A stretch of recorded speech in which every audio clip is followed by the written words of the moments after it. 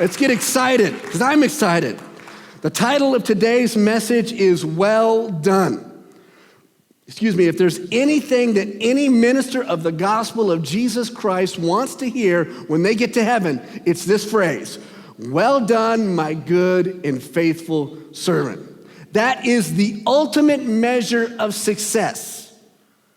In reality, it's the only measure of success. When we get to see Jesus, when we're face to face with him that day, our influence won't matter, the size of our ministry won't matter, the size of our church won't matter. Come on, are you guys with me? None of those things will matter. The size of our house, the amount of money in our bank account, none of the things that we usually measure success by, none of those things, zero of those things are going to be what matters in that moment, the one and only thing that will matter. And it's just as true for you as it is for me. The only thing that will matter is, did we do what God called us to do or not? Now that is what all ministers hope to hear. Well done, my good and faithful servant. But in reality, that's what every born-again believer should strive for. It's not just for ministers, it's for each and every one of us. All of our goal, each and every one of us should have the target in mind that we want to hear Jesus say to us, well done, my good and faithful servant.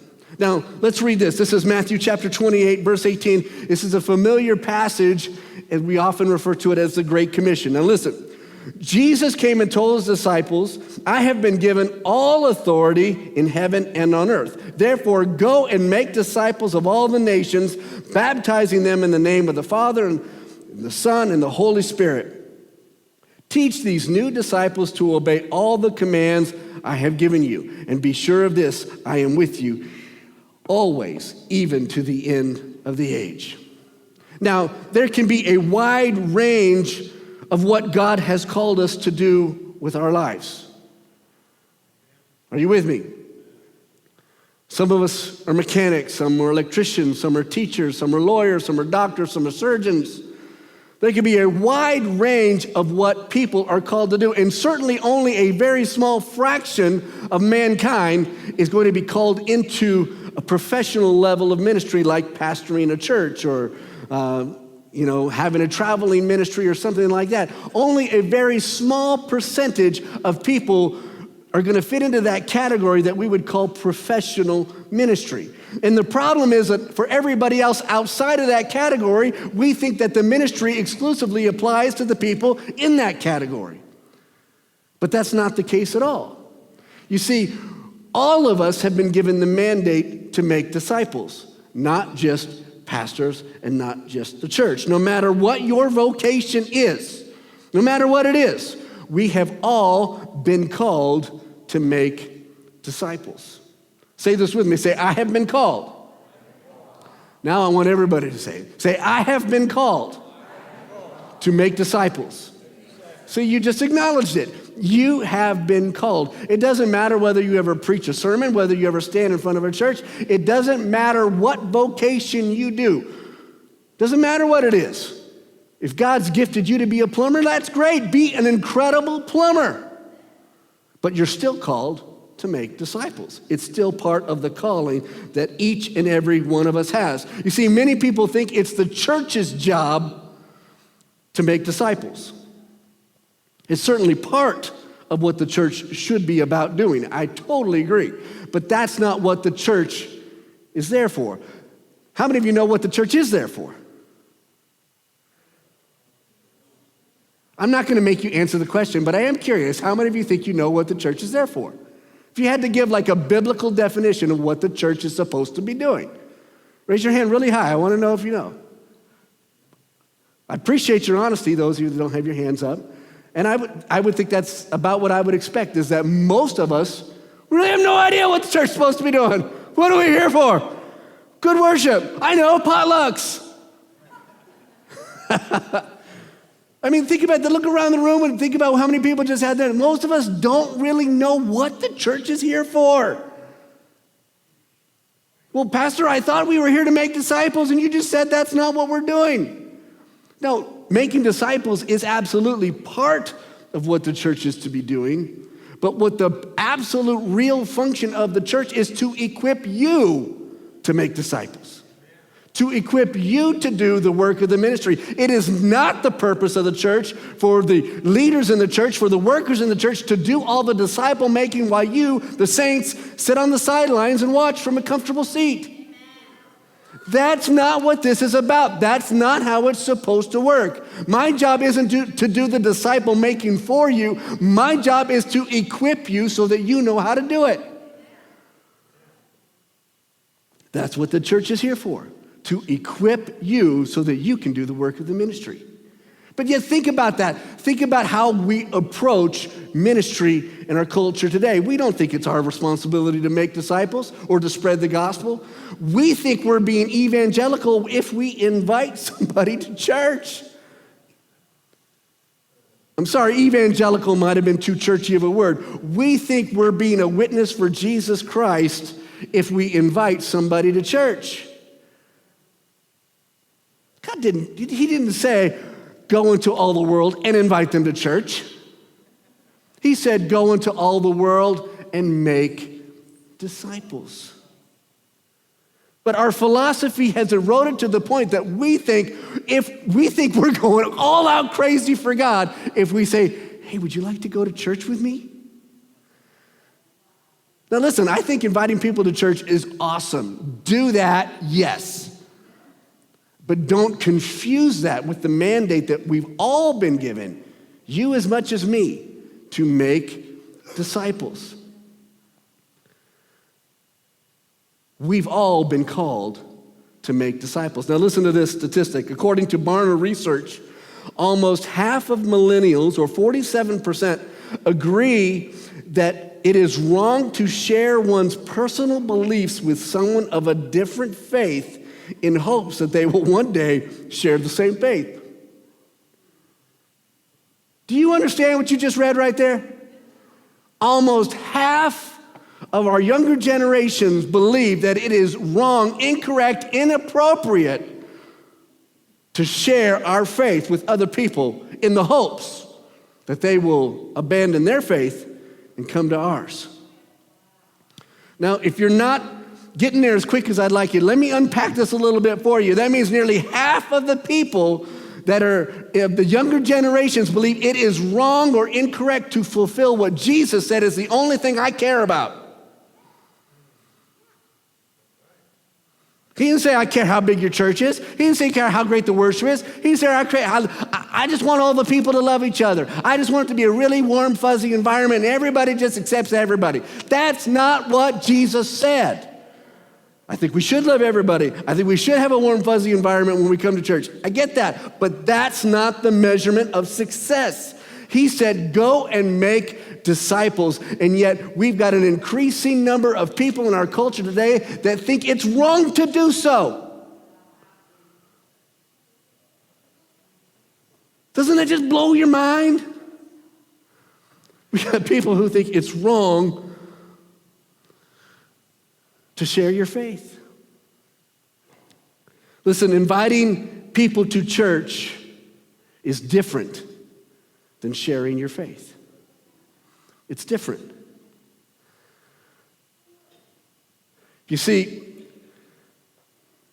the reality is most of us are very intimidated by the concept of even inviting people to church, but we're flat out terrified of the idea of sharing our faith.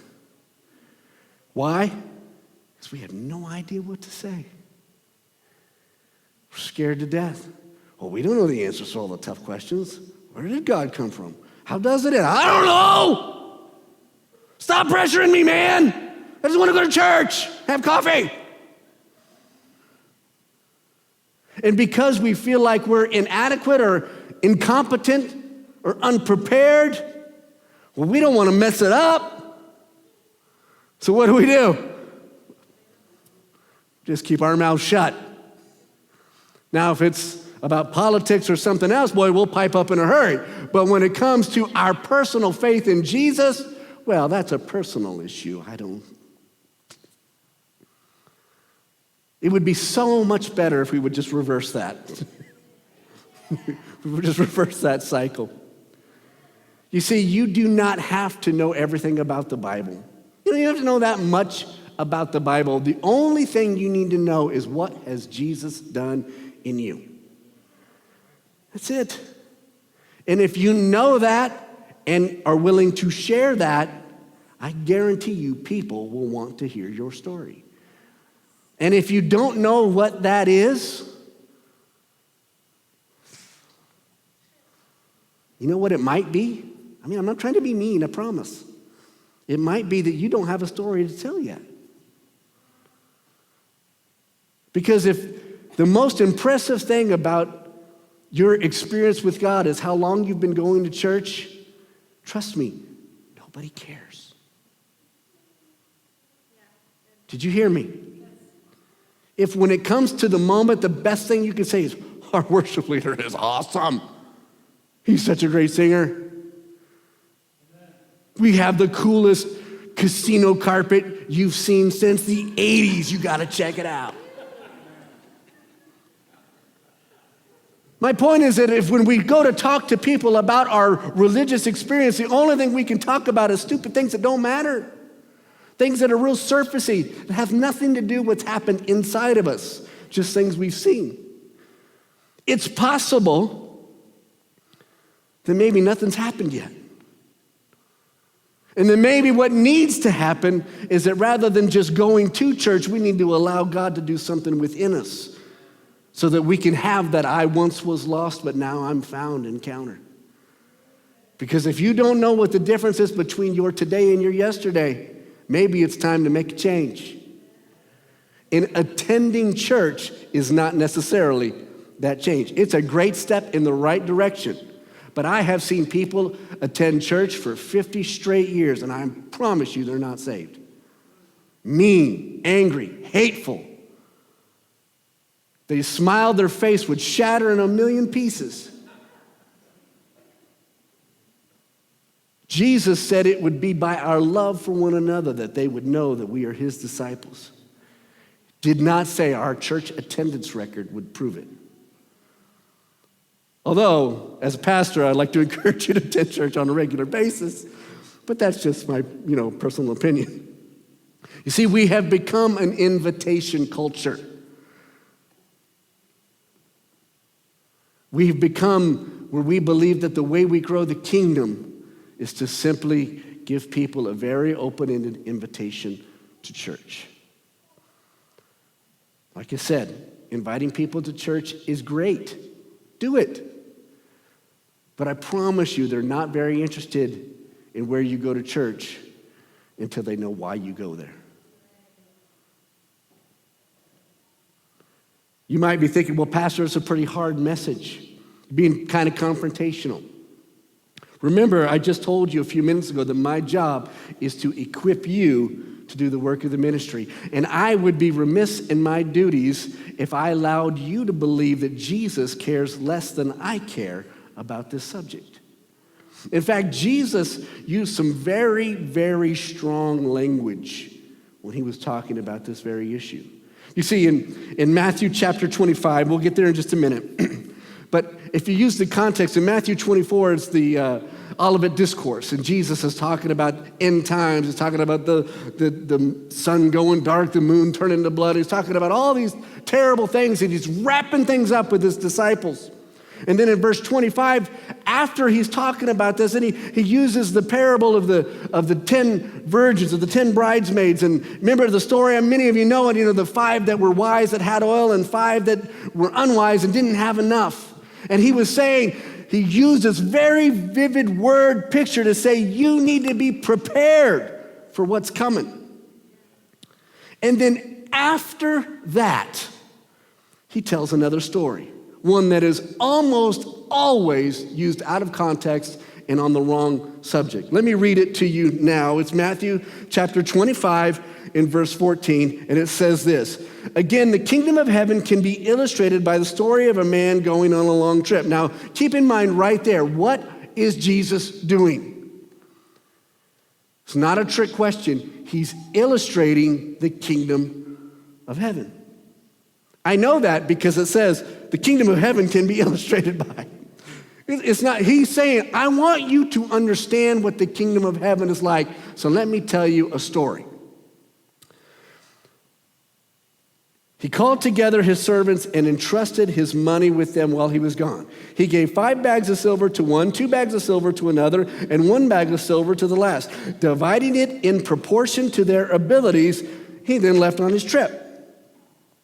Verse 16, the servant who received the 5 bags of silver began to invest the money and earned 5 more. The servant with the 2 bags of silver also went to work and earned 2 more. But the servant who received the 1 bag of silver dug a hole in the ground and hid his master's money. After a long time, the master returned from his trip and called them to give an account of how they had used his money. The servant to whom he had entrusted 5 bags of silver came forward with 5 more and said, Master, you gave me 5 bags of silver to invest, and I have earned 5 more. The master was full of praise, and he said, well done, my good and faithful servant. You have been faithful in handling this small amount, so now I will give you many more responsibilities. Let's celebrate together. Verse 22, the servant who had received the 2 bags of silver came forward and said, Master, you gave me 2 bags of silver to invest, and I have earned 2 more. The master said, well done, my good and faithful servant. You have been faithful in handling this small amount, so now I will give you many more responsibilities. Let's celebrate together. Verse 24, then the servant with the 1 bag of silver came and said, Master, I knew you were a harsh man, harvesting crops you didn't plant and gathering crops you didn't cultivate. I was afraid I would lose your money, so I hid it in the earth. Look, here is your money back. But the master replied, you wicked and lazy servant. If you knew I harvested crops I didn't plant and gathered crops I didn't cultivate, why didn't you deposit my money in the bank? At least I could have gotten some interest on it. Then he ordered, take the money from this servant and give it to the one with the 10 bags of silver. To those who use well, listen to this, to those who use well what they are given, even more will be given, and they will have an abundance. But from those who do nothing, listen to that, from those who do nothing, even what little they have will be taken away. Now throw this useless servant into outer darkness where there will be weeping and gnashing of teeth. Can I help you today? This is not an offering scripture. You will almost always hear this passage referred to during an offering talk. Sometimes you'll hear it given during an abilities talk, saying use your abilities for God. In other words, greet at the door, be an usher, serving kids, be on the worship team. We use this completely out of context. In fact, I can honestly tell you that in 30-some years of being in the church and in ministry, I have never one time heard a pastor preach this passage in the context of evangelism and discipleship. Jesus wasn't talking about money. Just like he wasn't talking about oil with the 10 bridesmaids. He wasn't telling us how to deal with money. What he was saying is that if you don't use well what I give you, I will consider you a useless and lazy servant. But if you take whatever I give you and you increase it based on your abilities, I'm going to say, well done, my good and faithful servant. Notice that the one who only brought back 2 bags of silver got just as much praise as the one who brought 5. This isn't a passage about silver. It's not a passage about money. It's not a passage necessarily about ability. It's about using what God's put in you to make disciples. Do you hear me today? See, the mandate was put on us to go and make disciples. And for those of us that think it's inappropriate or wrong to share our faith, we think, oh, that's a private matter. That's just something I should do. Well, you're exactly like the servant who takes the master's money and hides it and does nothing with it. And in our culture today, we think that doing nothing with our faith is the right move. It's tolerance. It's acceptance. Listen, you can tolerate and be accepting of people who don't believe the way you do and still share your faith.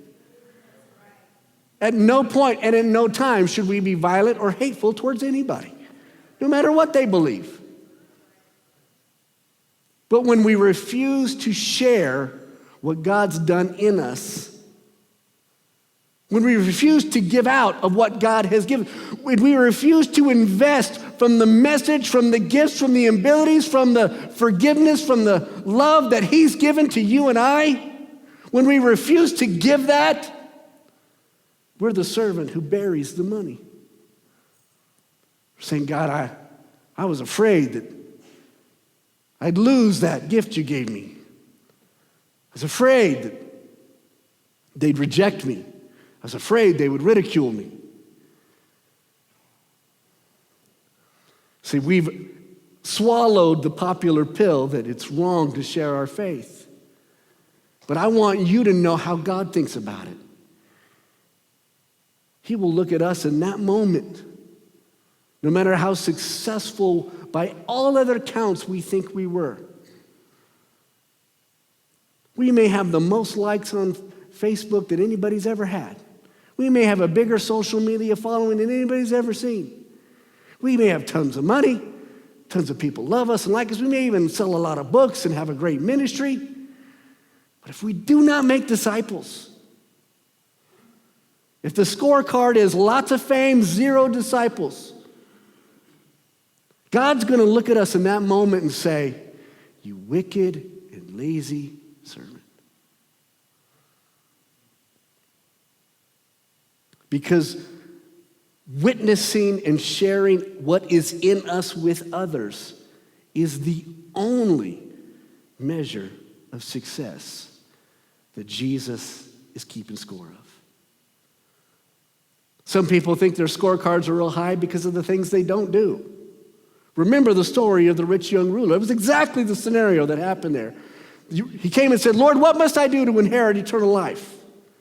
He said, well, you know the commandments. What do you think? And the rich young ruler said, you know, I've kept all of these commandments since I was a young boy. Jesus said, yeah, but there's still something you're struggling with. You love all your stuff. You got lots of stuff. You're young, you're rich. That's why he was a rich young ruler. Why don't you think that's funny? It's funny. He said, go and sell all of your possessions and give to the poor. And a lot of people stop there, but he goes on to say, then follow me.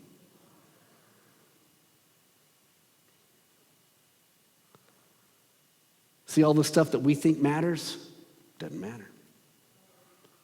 All the stuff that we think makes us good in God's eyes, that's not what it does.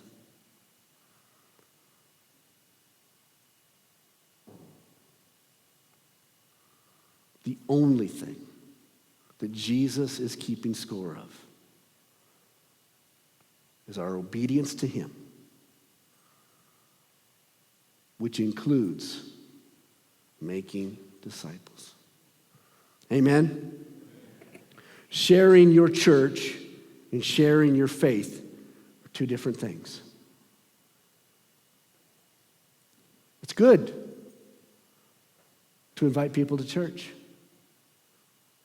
Absolutely awesome. But that's not the same thing as sharing your faith.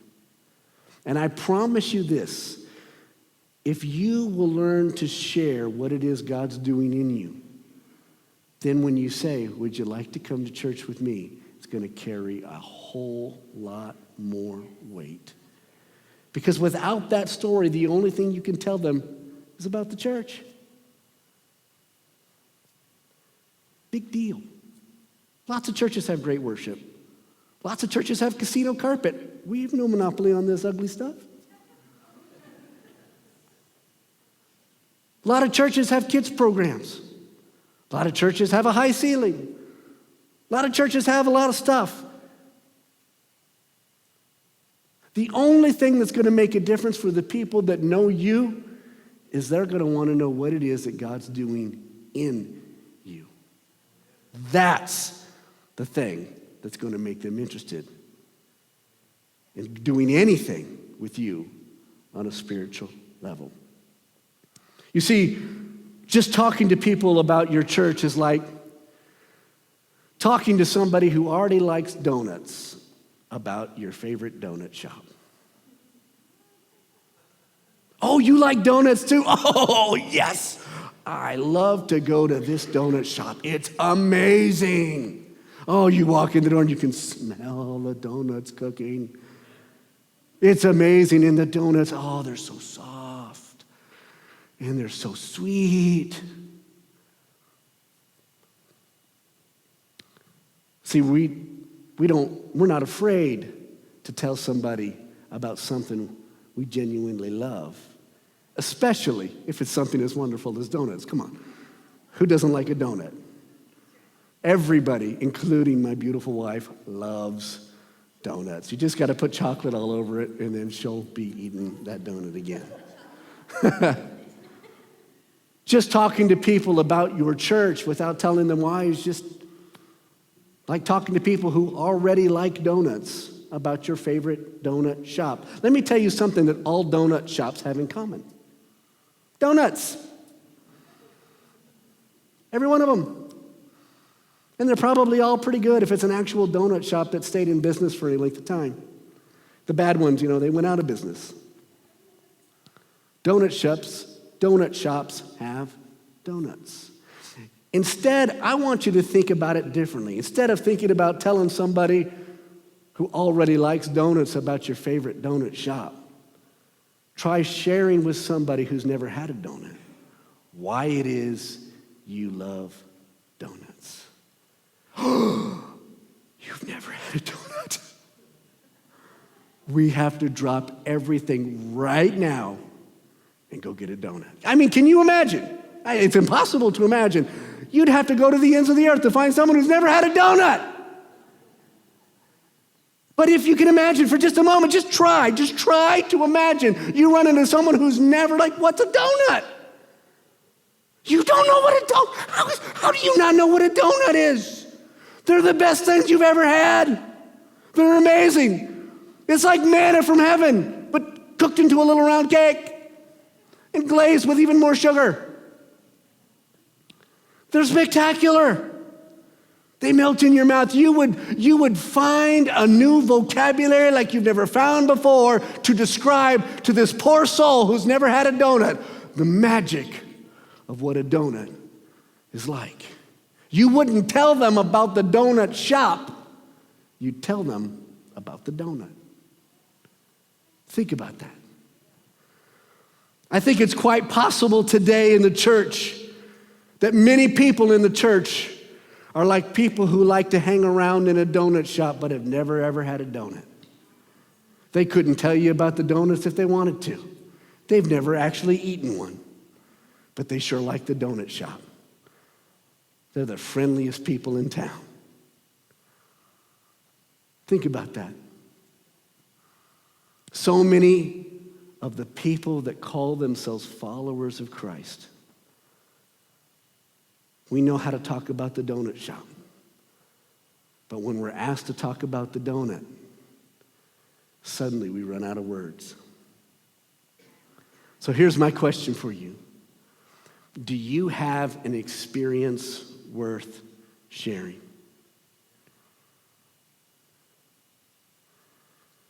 Do you have something in you that God's done? Do you have a story that begins with, I once was, and ends with, but now I'm?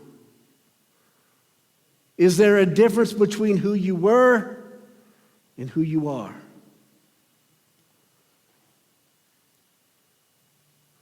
Or are you just hanging out in the donut shop and never had a donut?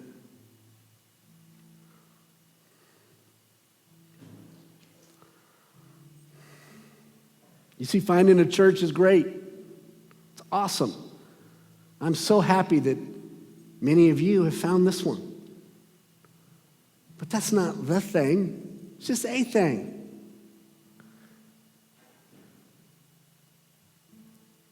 Sharing your church is not the same thing. Sharing your faith. How many of you would like to know how to share your faith better? Raise your hand. I know exactly how you feel. I'm going to give you the best advice you've ever heard in your entire life when it comes to sharing your faith. Stop trying to convince people about the Bible. You could argue that till you're blue or red in the face, and you're never going to change anybody's mind. Never. The only thing you need to share is what it is God's done in you. That's it. That's the story that will change lives. Pastor, I don't even know one end of the Bible from the other. Great. So what? The Apostle Paul didn't know the Bible either until he studied it.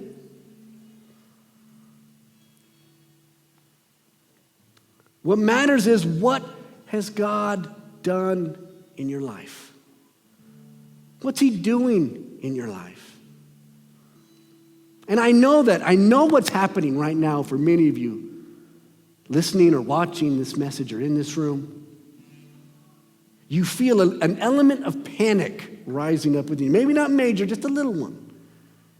Because you know that if you were to be asked that question, right, if it's just you and me right now, and I said to you, what is God doing in your life? You know you don't have an answer. And it scares you.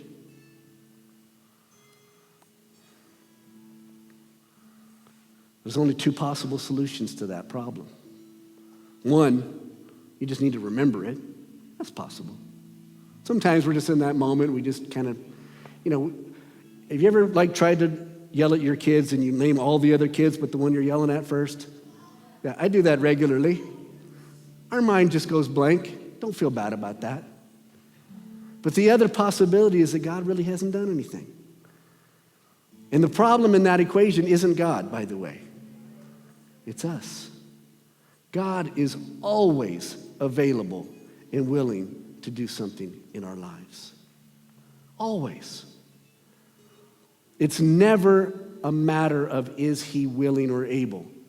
The question is always, are we available and willing to allow him to do it? Are we surrendered? Are we obedient? Are we doing anything? Or is church just a game we play? Is it just a place we go?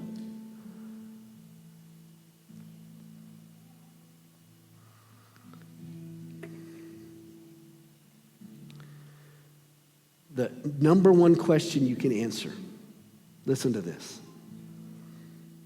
Just answer this question. Why do you love Jesus?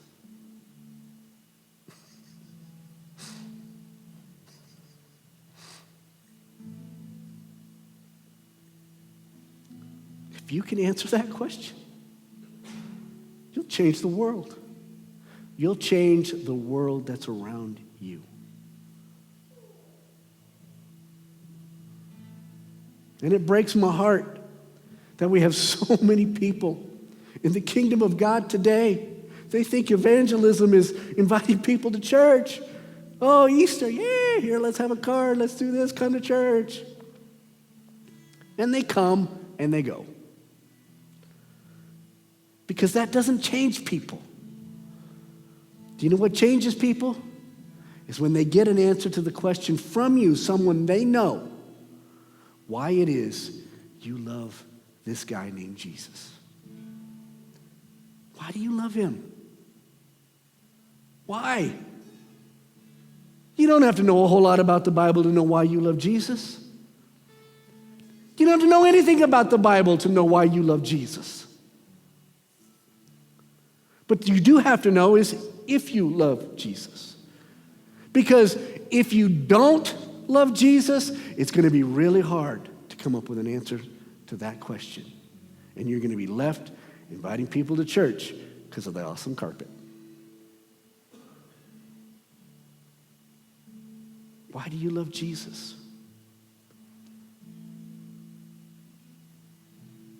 And what is it you want to be to him? Have you ever asked yourself that question before? You should. Why do you love Jesus? What do you want to be to him? Do you want to be the one who brings back an extra 5 bags of silver? An extra 2? Do you want to be the one that doubles what it is that Jesus gave you?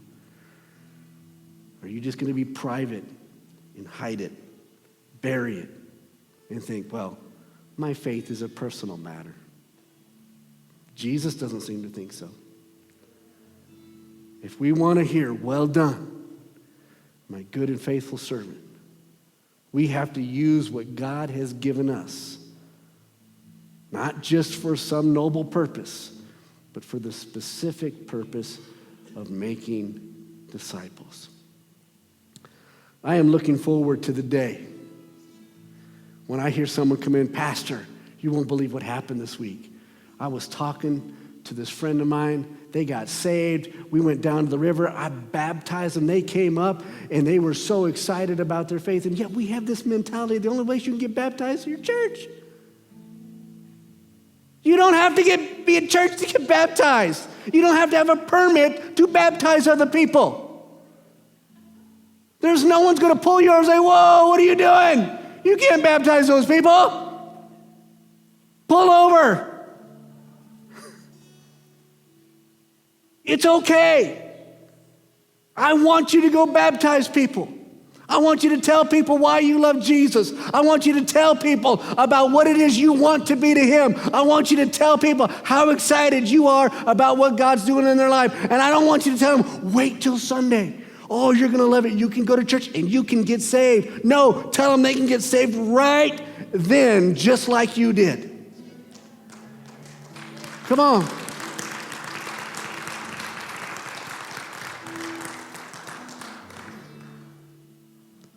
And after you've shared your faith with just your story, after you've prayed with them, after you don't have to baptize people. I just think it would be really cool if you did. Then you say, after all that you say, oh, you think that's great. You should see the carpet at my church. It's so awesome. You're going to love it. Won't you come to church with me?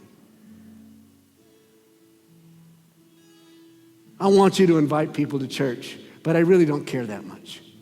What I really want you to do is to make disciples. Be bold. Just answer that one little question. Why do you love Jesus? And if you don't have an answer to that question, then today's your day to start a real relationship with him, not just a church relationship with him.